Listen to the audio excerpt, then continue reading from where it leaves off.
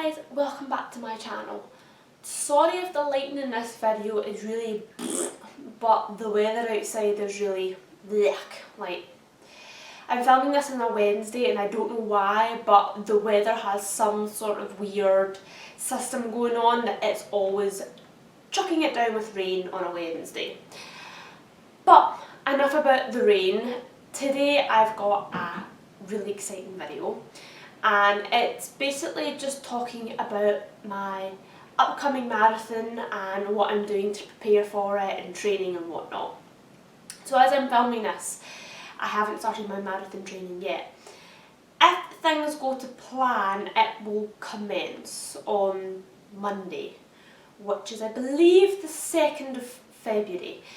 And I'm saying if things go to plan because again, if you've watched my channel for a little while now and you've watched a fair amount of my videos, and you'll know every now and again I always say I'm not running right now because I've done myself an injury, and it is because I do overwork when it comes to exercise, and I know that, and I am taking precautions to fix that because I'd love to start talking about health and fitness more often in my channel, but you know, I'd be really bad if I was talking about health and fitness and giving people, you know, tips and whatnot, yet I can't follow them myself.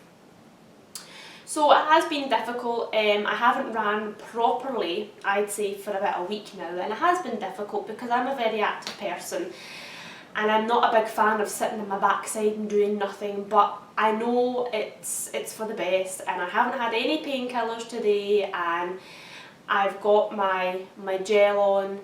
But if you're interested in a video about what I do when I have an injury and how I get myself back to tip-top condition, then let me know. Bearing in mind that I've never had severe injuries, they've been very minor strains, so I can't help you out if you've got a major one.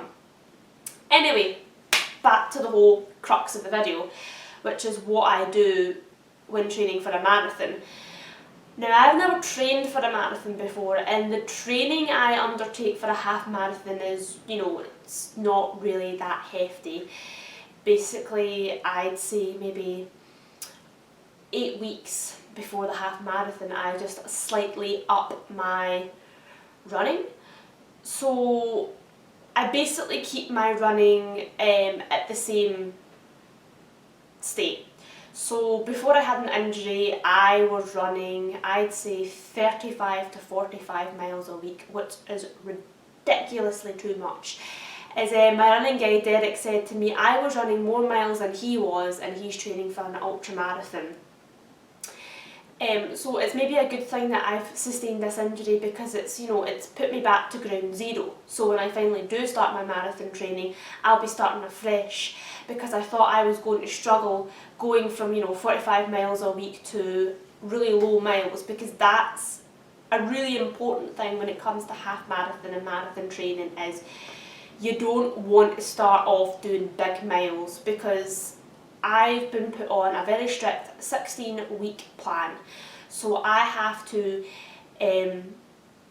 eke out my miles over those 16 weeks. So obviously they'll go up and up and up and up and up, and then they'll get to the summit, and then when they get to the summit they'll come down. But obviously, say for example, you know, I'm going to be starting off my marathon training in February. If I reach my summit by the middle of March and then I end up reaching come down to the bottom of the summit by the end of April, you know, I've still got a whole month to play with. You know, you don't want to peak too early, which is why you devise these plans so that you can be strategic about the whole thing, and you're still doing the miles, but you're not doing crazy miles, because we all get excited. We all want to just jump in straight away and be running like big crazy miles, but yeah, you don't want to, because if you end up running 20 miles by March, you have to keep running those 20 miles right up until May, and you'll be, as me and Derek say, a bus couch by the time your marathon comes, which is not what you want. So because I'm really new to the whole marathon thing, Derek has put me on a plan which he has followed, and he says he has tried it and he's followed it to a T and it works perfectly. So I don't have the plan with me, it's up in my room because, you know, there's no point in me bringing it down and showing you each individual segment because I can't see it, so I'm doing it from memory. The marathon training he's followed it.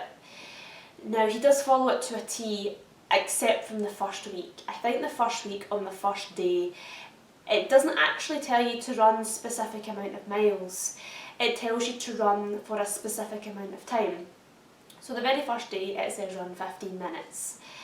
Now I guffawed at that, and I thought that was just me being me, but Derek guffawed as well and said no, there's absolutely no point, because if you're doing 10-minute miles, 15 minutes is about a mile and a half, and I'm sitting there thinking, what is that?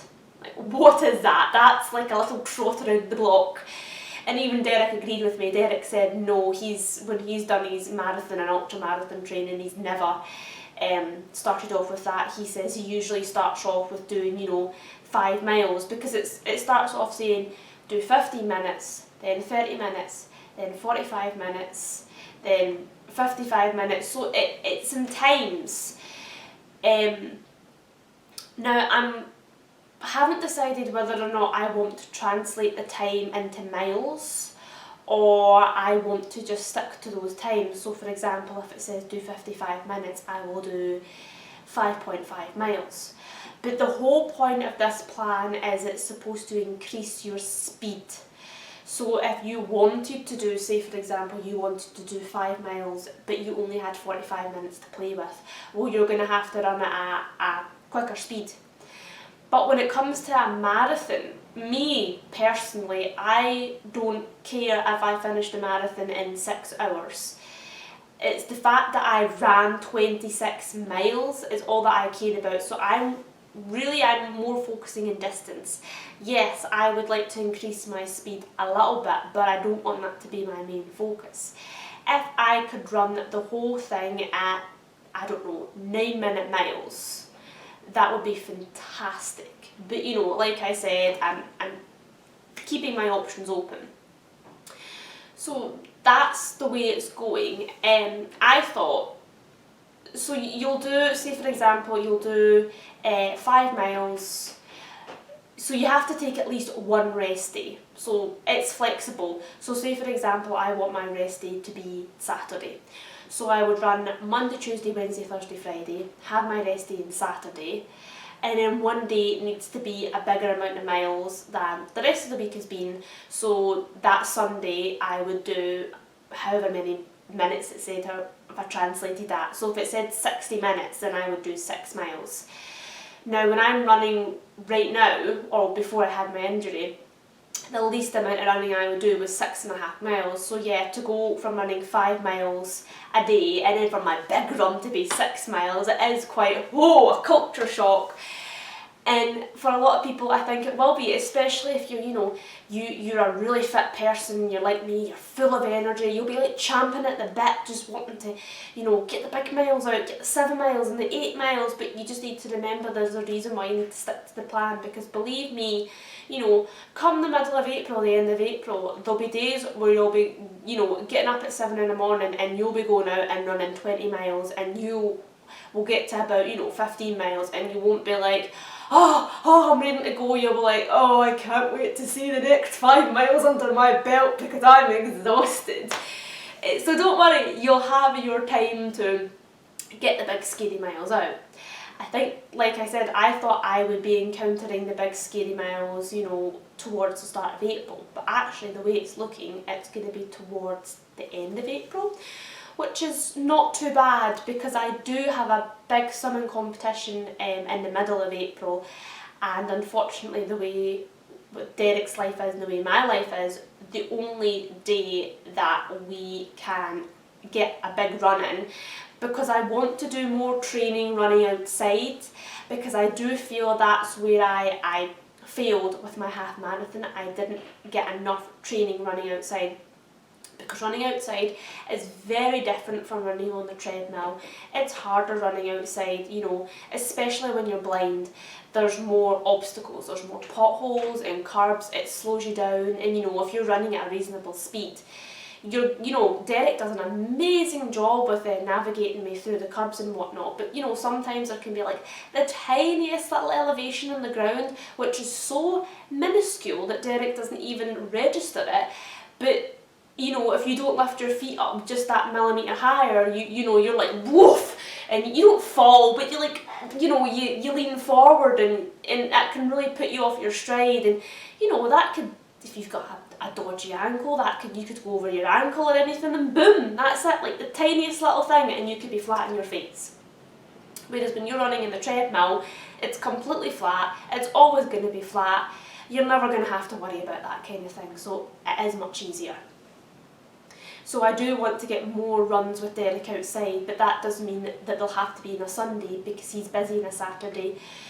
Which means when it gets to that point where we're doing the big runs, which I'd say would be 13 miles plus, I won't be able to go swimming because I do have a rule of thumb, which is I don't like doing any more than 8 miles running on a Sunday, because I just think it's absolutely insane to do, if I was to do 13 miles of running outside with Derek and then an hour of swimming during the night, like that would not be good for me. So I was concerned about that because I have a big swimming competition in February, the 15th. I can talk more about that later, and then I've got the big swimming competition in April, so I was concerned I wasn't going to get enough. I had to balance my marathon training and my swimming training out, but I'll still get my normal, because I go swimming twice a week, Wednesdays and Sundays, so I'm sure Wednesday training will be enough. It just means I'll have to work twice as hard on a Wednesday. So that's the way it's looking right now. I'm improving my diet, because I do have to put on, it's very, very hard, but I want to try and put on at least a stone before my marathon, so I have that extra fuel in the bank for me. I was going to quickly talk about, just really briefly, some supplements I use when I'm running, so I've got 2 here. If you want a whole other video about the supplements I use for exercising, because I have a lot. But the one that I found the most useful is this guy. So I don't know what his brand is, but you get them from Aldi's. I nearly said IKEA and I don't know why.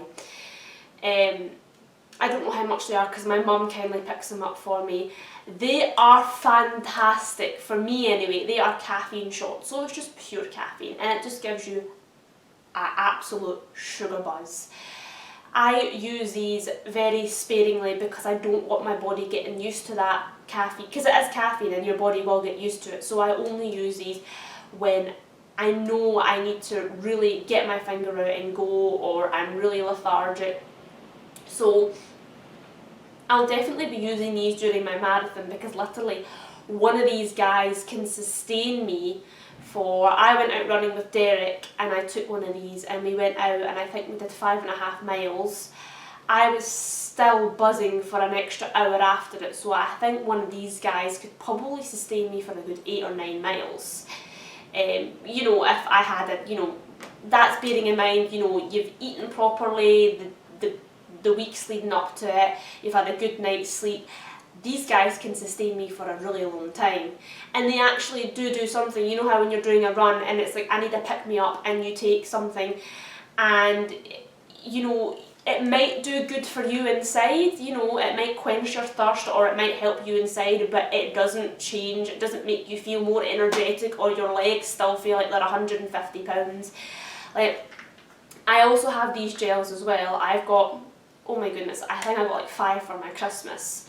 So I think I've got like 7 upstairs, and I haven't been using them because, like I said, I only like to use, I was testing this caffeine shot out because it's really important when you're doing a marathon. Don't try something for the first time when you're actually doing your race, in case your gut disagrees with it. Always try things when you're training. So I tried one of these out, and I have tried them out a few times and they're fine, they work amazing. These gels, again, I've tried it a few times, but I only like to take these kind of supplements if I'm running, 9+ miles. So I haven't taken any of these for a long time, because the furthest distance I've done, you know, is 9 miles. Anything above that and I would take one of these guys. I think this one's either orange flavour or berry flavour, because that's the only 2 flavours I have. But the gels are good, they taste nice. The only downside about the gels is there's quite a lot in this packet, and when you're running it's like glug glug glug glug glug, and it does feel, me personally, when I take these kind of things I kind of like to stop and do it, but if you're a really serious athlete, it's like no time to stop, just glug glug glug glug glug. So because it's a gel, it can feel a bit, I don't know, I find with gels they do tend to, like, the consistency does kind of chug a lot in my stomach. Everyone's body's different, so you might find taking this caffeine shot, which is like pure liquid, would not work for you because it would be jiggling around in your stomach. Because this is pure liquid, it's actually easier for me to drink over fast, whereas because this is gel, it's almost at that consistency where I feel like I have to chew it, even though I don't. I know, it doesn't make sense. But yeah, that's the way it's looking for my marathon training. So yeah, remember, if you've got supplements, always test them out before you actually do your run, in case you end up having a Paula Radcliffe moment or worse. It goes the same with, I know it sounds silly, but it goes the same with like clothes as well, particularly shoes. Do not wear a pair of shoes, get a new pair of running shoes and then never wear them and then decide to wear them on the first day of your marathon. Like, no. You wear them down during training. If you want a new pair of running shoes, you make sure you wear them down in training, or you just stick to your old shoes. You need to get at least a good 50 to 100 miles on those shoes before you even think about using them in a race. And it goes the same with clothes as well, you know, particularly guys. Guys have a lot of problems with nipple chafing and things like that. You know, so always test things out, no matter how silly you think it is, always test things out during training before you actually do your marathon. So yeah, that's how everything's looking right now. I would love to talk to you more about, you know, my swimming competitions and whatnot, but I feel like this video is already lengthy enough. So like I said at the start, if you want a video on training supplements, or how I train for swimming, or anything like that, then let me know. I hope you guys are having an awesome day, and I will see you beautiful people in another video. Bye guys!